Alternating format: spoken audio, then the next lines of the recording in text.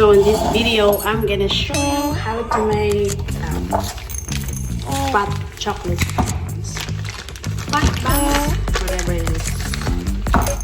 Oh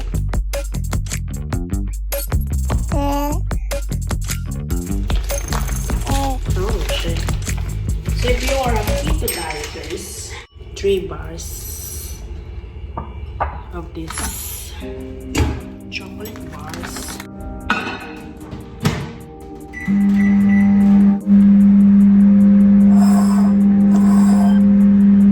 This is powdered peanut butter.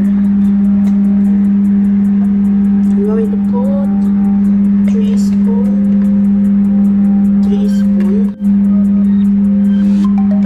This is virgin coconut oil. Konti lang ilalagay ko. Siguro mga 1 spoon. Ilagay natin dito para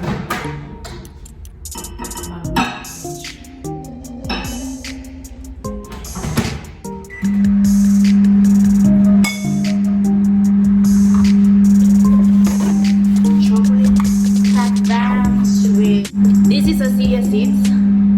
Binabad ko na kanina pa.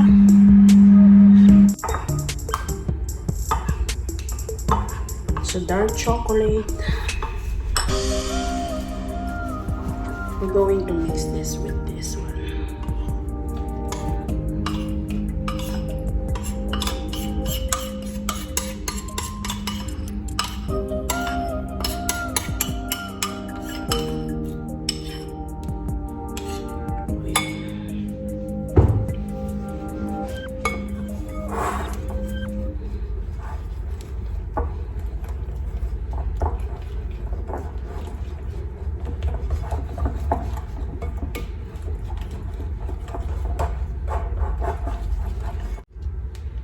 Chia seeds here.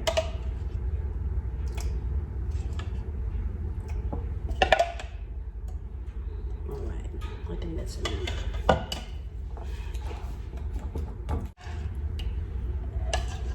Okay. 1 spoon of, so bali 4 spoon of this. Alright. So, you see this one, guys. I have here, what you call for this one? Walnuts. I got this in, let me see. Alright.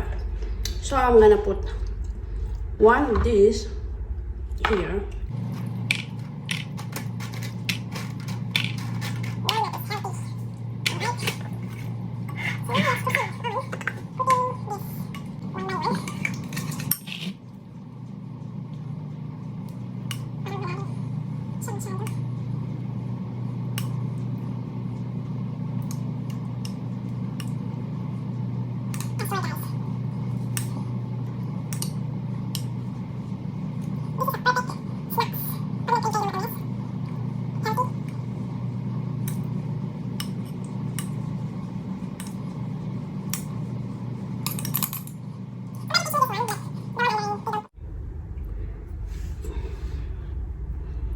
Chia, walnuts, pot buns. Look at that.